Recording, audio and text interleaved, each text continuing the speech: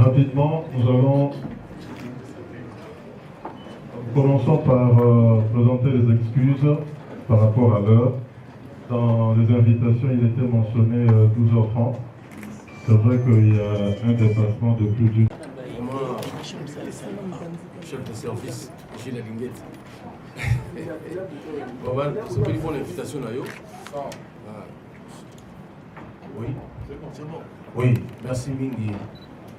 De Ronabiso, Gilles Linguette, pour l'invitation là. Vraiment, tu es très content. Quelque part, on puisse se valeur. Pour le phrase, moi, tu as dit créer la société. Merci. Nous, on salue attention. Pour aller plus vite en besoin, on a dit la question beaucoup. Pour ne pas quelques phrases touchées. En place, nous sommes lobby, Magou Yoana, tout diminuer en Okaka. C'est-à-dire que tout le monde a besoin de tout aussi sans karaté. Ça fait mal. Donc, nous sommes toujours encouragés à l'action à l'IGF. Mais c'est une question dans les aboués. Pourquoi ne pas surveiller dans le lobby, ça la banzela et que banzela on a sous la tête? Pourquoi ne pas les surveiller pendant que les gens le corps? Pourquoi il faut toujours regarder dans la soupe pour constater? Est-ce que surveillance est IGF pour ça la tête pendant que avant qu'ils se le IGF déjà avant qu'il m'a banque tu contrôles ma banque on a continué à pourquoi pas vous allez on a dit qu'à concierge on va constater là merci beaucoup. Maman Chalamouana. Si vous permettez, monsieur l'inspecteur, on prend la série des 3 questions et puis on vous accorde la parole pour la réponse. Maman Chalamouana. Oui, toujours Kayo. Papa inspecteur, l'appréciation merci. L'appréciation merci et nous on a papa adjoint. On a un outil pour le calelo. Na yoki passe na mawa mingi. To mona na bino na ba télévision to kanisa ta mususu. Bino pe bozana batu wana boza batu bakop. To kanisa ka bongo. To bia ezaka bango na bango kaka. Mais on to yoki lelo. En tout cas, esalinga mawa mingi passe na motema. To comprendre pourquoi mboka na biso ko avancer te. Kongo eza munene, bato nyonso baza kowelela ya bitumbe silaka te na baeste wana. Nyonso wana mpona nini ka makambo nyonso outi koloba. Il faut tozala na kolinga mboka na biso. Mais likambo osali lelo opelisi moto kanga biso ti ntango mosuku opelisi yo moko bana botika na kolembisa nani. Parce que toko kosepela kovivre na mondelo tozovivre te na bafamille na biso na bandeko na biso na oyo nyonso outi koloba. Papa nga na tozo senga yo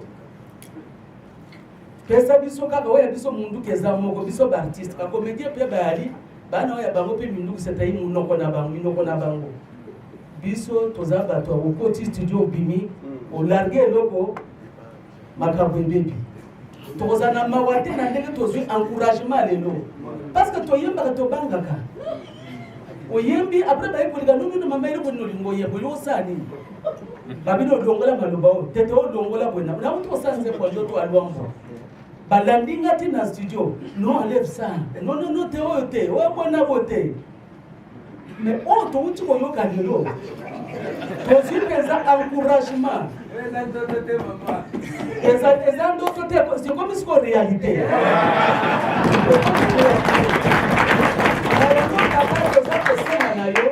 on la paix soutien na biso pe to soutenir yo o soutenir pe biso parce que tant to boyemba ko beba bisika ba beno ba beta biso na simo boyemba ça c'est vrai ba ko landela ka biso oyembi bo poane oyembi le parce que biso ko citer tina ba Congo baba ndo ko attaquer na ba biso na yango papa yemba ka ke na bamboka nyonso kala oyo soki bobenga ka biso tant monsieur peut to ça déjà makambo sieke parce que nous on aime bien gêner les gens. Toko di mateka yoza ko lianga na zolia te. Bamboka misuko tala ba alfa blondi ba défendre bamboka na bango parce que je na gate. Bamboka ebele. Ba litara pona bamboka na bango. Mais besoin si grand pays comme ça pour tout le monde na pas si aboyi. Ndemo pesi biso courage, pesi biso nzela, on bito sala to intervenir, on va le faire.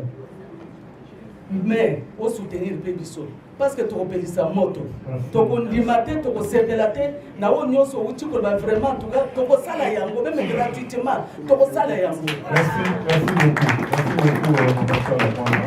beaucoup. On peut faire déjà classement Toba qui est Sénado. Oui, merci.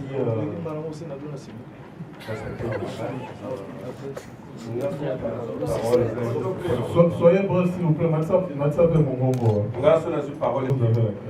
Ouais, merci beaucoup. Ici, News Autoroute. Média Pézali Awa. Bakambo Oyo, Batuming Bayokarate, Bakomprena rien, l'autre comprendre Makambo où il est Bakambo. Inspecteur, si vous allez avoir tous les artistes, vous avez pris à vous servir. Vous avez déjà vous servir depuis longtemps. Vous avez mis au photo ça. Mais, ce qu'on vous a toujours un problème. Le lobby d'artiste, ça fait 12 ans où vous avez un problème. Ma casse. Puis ce cas d'artiste Missente, même un serviteur de Dieu Bazalia et Béli Bahi.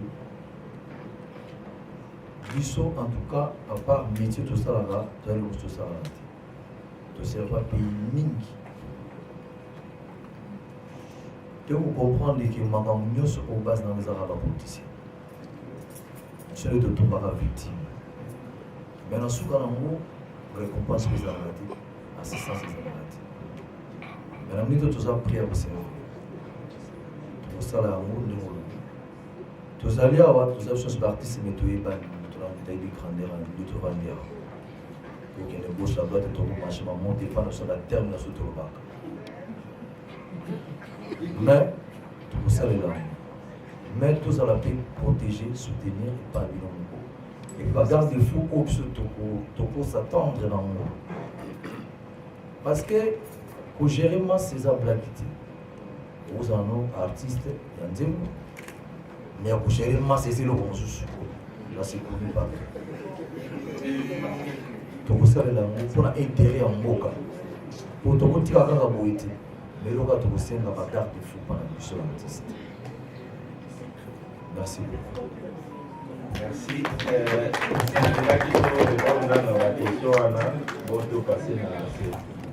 Nalingaki inspecteur otalaka ngai mpe po liso na ngai eza il y a sérieux, il y a lutte contre la corruption.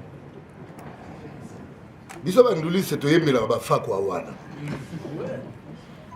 bafako oyo ozobake to atake wana bango nde mpenza bafandisa masolo kuta bandulisi. Quand on parle de corruption, c'est comme l'impression qu'on indexe l'autre. Mais quelle est la corruption qu'il y a en soi-même? Et quelle est la façon de combattre la corruption aux Anakatina Motoye Moko? Et puis, IGF, aux côté civisme, aux côté de Christ. Pour le combat de la corruption, il y a moto. Sincèrement, ça fait un moment que j'ai analysé Congo. Parfois, je pleure. Les gens qui sont censés mener ce combat sont eux-mêmes corrompus. Mais corrompus, il moi. Ngala musicien, ndeba benga ya mokili. Na gogo kotisa bangulu na voyage na ngate mais noka ba musicien ba Christ ba memba bangulu. Ko yoza mo Christ. Il y a Christ quoi plutôt. Attends, le problème de la corruption est sérieux. C'est pas un problème au Tokolo Bakeo bango boko biso tozawa. Pesa biso na moi bokonzi moko talati. Pesa biso moi bokonzi otala. Est-ce que tu connais bien le quoi tu y as? Bon, la question est celle-ci. Quel est le vrai combat et comment le mener? Parce que nga yemba zoro, mbongo ya l'État, il y a le bengana yote. Ce que moi c'est à mon inga et c'est le respecter. Boyoga zoro te. C'est-à-dire ce combat, moi je le mène déjà, mais il faut que l'on trouve une plateforme. Il y a aussi l'ango ya solo. C'est-à-dire qu'on peut s'attendre à biso te mesani au sommet. Deux fois les bâtisseurs. Kaba fa quoi wana. Est-ce biso na kati na biso tokomi sokolande nini? J'aimerais savoir comment tu sa plateforme ou banda. To yé to lobela na penza bo tim bolé to bima to ko ga yebisa baninga. Merci beaucoup. Voilà.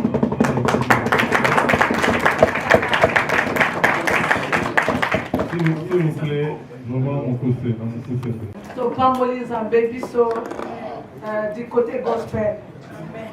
pour la biso aussi invitation. Pour toyembaka na église te mais toza pe mboka. Esika nyonso bazozoa olobelaka mboka eza pe moko ya pardon na biso. Eloko liboso na ndengai koapuye maloba papa Mubenga ntango azwaki alobaki ke biso moko apartir la langue. De biso moko c'est changer langage. Pe mboka oyo ekochanger d'abord la biso moko. Eloko na ndengai kosenga kotuna lokola question. Toza artiste. Toyoki tokolobela, tokoyemba, tokolobela pour la corruption, mais en tant qu'artiste, quelle est notre part? Biso, IGF, en haut de la biso na domaine, nini? Tolingi toyeba. Awa tozo a point na biso en tant qu'artiste, pour tosala comme ça. Mais tozo mona mbongo na biso te. Ok, toza na bisika oyo. Mbongo na biso en tant qu'artiste c'est ça nini ekota tozo bela tozo kufa mais tozo na fuite moko te tolingi chef akanisa biso nde ona linga ekopa. Merci beaucoup. Oui, le profit. Merci beaucoup, monsieur l'inspecteur général. Dans une préoccupation, il y a Mickey qui est là. Même sur moi, on a qui vous expliquer la différence entre cours de compte. IGF, on n'a pas dit que Bino ne dépendra directement de la chef de l'État. Est-ce que le rôle du PQ a été mis en amont à l'occasion de parce que le monde où il y a Tina Souka, mon tout le monde va faire un bon appel à mon tout le monde a un bon appel à mon est-ce qu'il n'y a pas moyen système où il y a comme peau ou bien suspendre dans le motoir, de sorte que bon moment pendant un temps ou le système ou le collège ou tout au moment parce que dans mon motoir à aux envoyer que bon est béni ou à ça bien sûr les décisions ont été mais quand même à ça quand même je pense qu'on va à continuer à couper ça au moins non comme on a dans comme la société n'est Moutouana ou la main qui donne l'argent de l'État, n'a pas à continuer à couper sa part. Moi, il n'y a pas de suspendre de rôle, on n'a pas dit comment se fait. Donc, collège, depuis, monsieur l'inspecteur général, dans la question de comment on va tourner sur vous a protégé, sincèrement, ils ont préoccupé.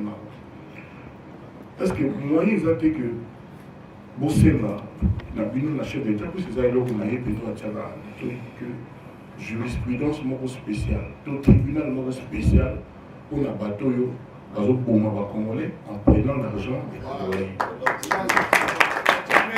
Parce que nous, procédure il y a normal, et puis le Basuka, on a tenu aux Zongo, on a dit que ça dans la Constitution, mais pour nous, grâce présidentielle, ça a raté pour la bateau. Je pense que les Congolais bénéfices vont se faire parce qu'il y a aux Ubisoni sur lui 300 millions, au PCBiso 20 millions, il y a 280 millions. Après, ceux qui ont monté en Kenya, on a fait la COP, on a fait 310 millions.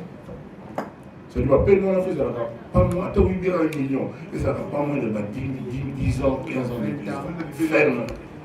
Voilà, voilà, il question comme ça que vous soyez président parti, je suis journaliste et moi pour toi. Kofi. Oui. Merci beaucoup, monsieur l'inspecteur. Quand ici, moi, ma question, mais les gens qui ont posé déjà, mais ils ont moko, il y a moqué. D'abord, il y a le Zeka pour la sécurité, il y a pour tout ça, pour ça. Ils sont nyons, ça va tout se payer. Quand ici, c'est même la proposé la bande de que les lots message na biso et pour même tout de suite la soto bini. Kolobaki mutu azana compte na les réseaux sociaux. Soto banika ko commenter déjà les lots réunion oyo et ko révolter déjà batebele. Message à liboso je crois wana. Mais toi na poste na bino parce que je crois bana na biso ba ko quand même ko espérer que bazui vraiment ndeko ya solo un sauveur ya génération future pour na mboka na biso. Otito tambola même boyo komona que bato mosusu ozosouffrir eza nango bademo te mais pas sine baloba bademo te alors lelo kozwa bino boye ezali bénédiction mpona mboka ya suka na koloba boye ke soko okoki korassure biso inspecteur ke okodecevoir biso te ekozala bien biso nyonso toyoka mpo tolingi yo moye te kala wana ozalaki wapi.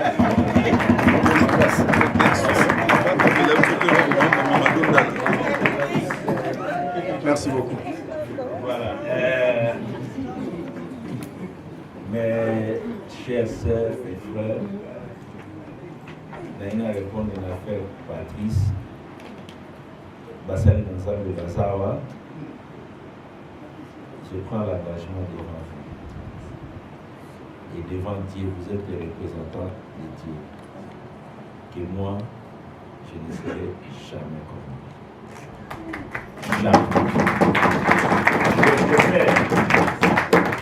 Je prends l'engagement, je l'ai dit. Moi, le même engagement, toute la direction de l'inspection générale des finances. Toyebi Banché. La stratégie des gens qui sont concernés par les détournements, c'est vraiment de nous prendre dans les pièges et de nous mettre en prison. Ça, nous le savons tous les jours. Nous le savons tous les jours. Donc, nous marchons vraiment avec toute la prudence possible. Toute la prudence possible. Sur ce terrain-là, comptez sur nous. Vous avez nos assurances. Comptez sur nous. Nous ne sommes pas venus pour chercher l'argent. Si c'était pour chercher l'argent, beaucoup n'auront pas eu de problème. Beaucoup. Il n'y a personne qui nous a échappé en dépit de leurs moyens. Je vous dis, il faut que nous arrivions à comprendre que les dollars et les billets verts ont de la valeur lorsque c'est le fruit de votre travail ou lorsque ça vous appartient. Mais lorsque ce n'est pas pour vous, considérez ça comme des papiers. Vous pouvez passer. Il faut qu'on arrive à ce niveau-là. Il faut qu'on arrive. C'est aussi une libération spirituelle. Et c'est un exercice qu'il faut que chacun de nous puisse arriver à faire. Le combat, il est énorme. Et si vous vous engagez sur ce combat, sur cette voie, il faut tout d'abord vous mettre sur vos gardes. Et nous sommes conscients. Nous sommes conscients. La sécurité, dernièrement, c'est le Dieu que vous priez. Amen. Et le chef de l'État est conscient de ce travail. Je pense que si vous entrez à l'inspection générale des finances, vous voyez les dispositifs sécuritaires que nous avons ici. Et c'est énorme. Mais la meilleure sécurité, c'est tout d'abord Dieu. Chaque jour, chaque matin,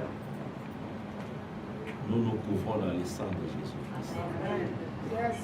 Et nous sortons, nous marchons avec la vérité, nous marchons dans la vérité et dans le respect des lois. Il y a eu beaucoup de complots montés. Mais ça échoue toujours. Face à la vérité, il n'y a rien qui peut résister. Ça va. Madame, quelle est ça?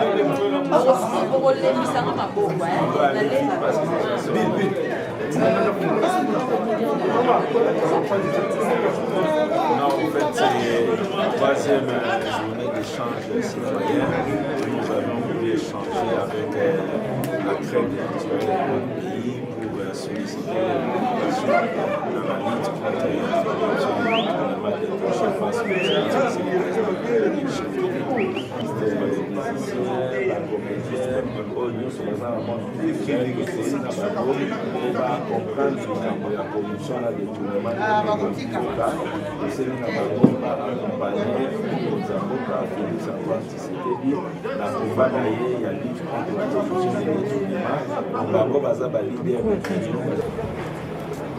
de